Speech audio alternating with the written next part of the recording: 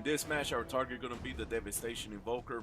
My priorities are keep Frost Shock to reduce the distance between them and my rogue, and just purge whatever hot that main target is going to have on him. And since I'm going to be using a lot of global cooldowns off purge, I might as well just pick the Electrocute PvP talent. Every time I purge, they get a dot. So that way, since I'm going to be using that global cooldown, I might as well be able to do damage at the same time. And for the healer, we're just going to crowd control him, put pressure, and basically use their mobility against them. To the point to where it's like, hey, the DPS goes too far and the healer can't keep up. That's how we're going to put pressure. A telltale sign you're about to get bursted by an Evoker. They like to landslide to root you in place, then they'll fly over you to stun you, and they'll open up with Dragon's Roar, which, I mean, the DPS is pretty heavy, man. So right here, look at that. He's bringing me down. I think he brought me down to 6% before I was able to pop Ascendance and Spirit Walker, and I'm just spamming Healing Surge, trying to get around the corner to recuperate.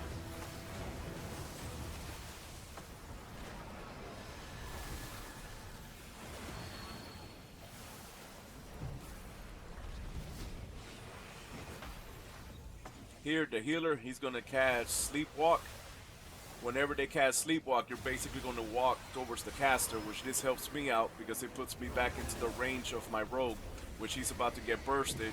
He sees it, drops Smoke Bomb. I drop Spirit Link to try to stabilize, Earth Grab to root them both in place, and a Stone Totem to take care of the healer. So I'll go ahead and I Hex him.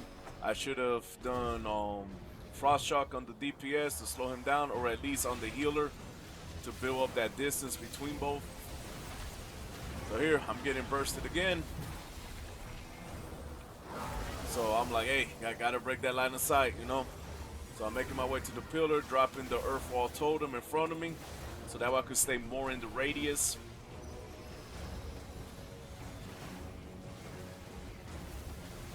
Once I top myself off, I'll go ahead to Hex the healer and basically gets purged the DPS.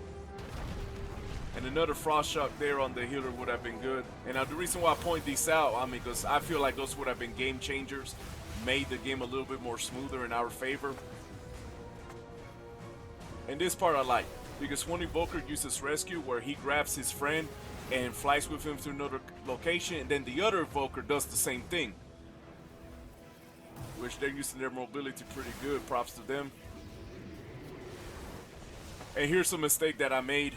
They both got the Nullified Shroud, which makes them immune to crowd control.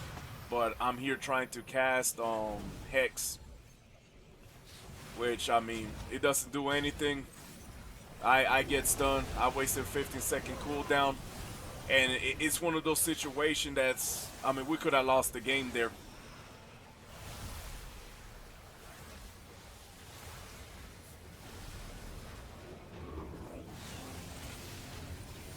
So here my rogue get bursted down.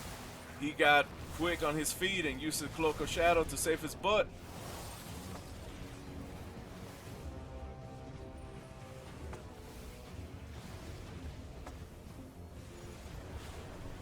So here they're using that whole rescue maneuver thing again, and look at what the distance they gain.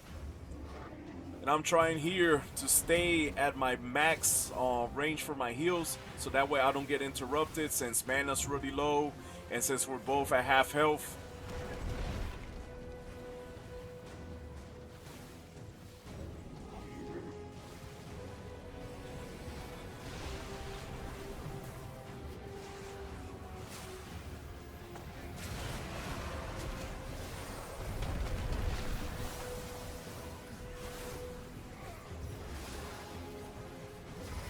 See, since we're tight right there, they just both interrupting me. So I'm trying to get a crowd control on this healer, because since we're both like really low, dampening's kicking up. And I got lucky here, got that Hex, and boom. So yeah, so a lot of mobility, a lot of purging.